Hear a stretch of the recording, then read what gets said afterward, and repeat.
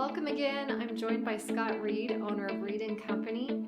Today we're talking about remote meeting effectiveness.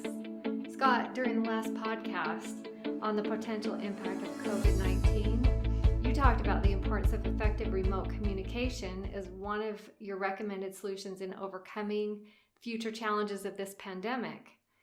Can you provide more insights on how organizations can improve their effectiveness with hosting and conducting remote meetings? Sure. I actually just published an article on this topic because I couldn't find much out there that I felt addressed this effectively. And like many who are listening, I've spent hours and hours in such meetings, both as a host and as a participant. So I know quite a bit about this through observation and lessons learned, which is why I decided to address it. I didn't cover the topic most common known for effective meetings. The main emphasis is keeping meetings participants engaged throughout. And as businesses now prepare to return, there are many challenges to solve, much to accomplish, and critical items to communicate. And this pandemic, COVID-19, makes remote meetings a primary means of accomplishing all of this and communicating. So we need to quickly become good at holding them. And the success of our business depends on it. My article describes 6 tips for keeping the entire team present from beginning to end. Making time for casual conversation, have everyone talk about themselves, give everyone a job. The responsibilities of the meeting host include the introverts, and finally, online meeting follow-up. Well, can you briefly talk about each of these?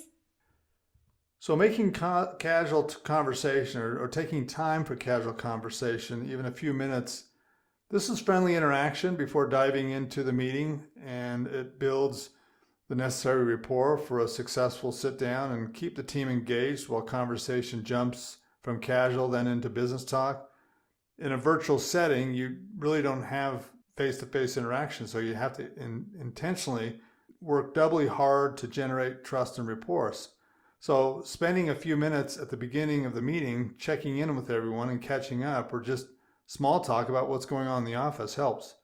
Second, have everyone talk about themselves. So there are lots of people attending a meeting, and it can be hard to keep track of who's who.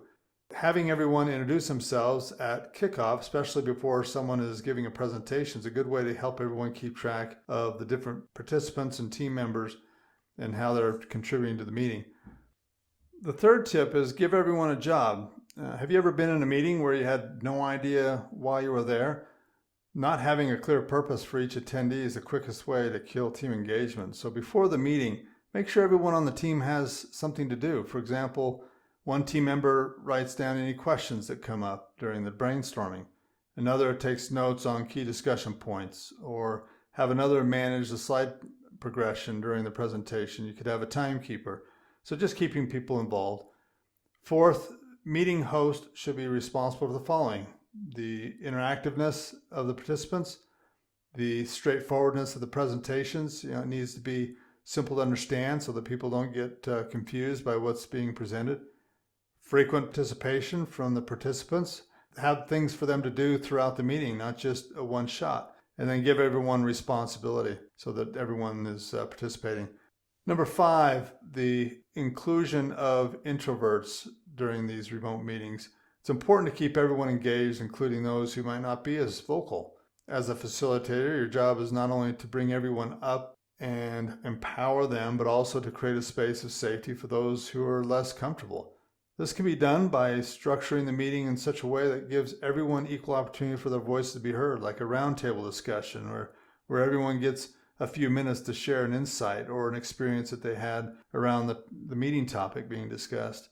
And then finally, the online meeting follow-up. So in order for a meeting to be effective, every person needs to walk out with a clear objective, and the key things everyone needs to know are what's deliverable and what are the next steps, who's responsible for following up each item or the task, when are the deliverables due, and when is the next meeting or check-in.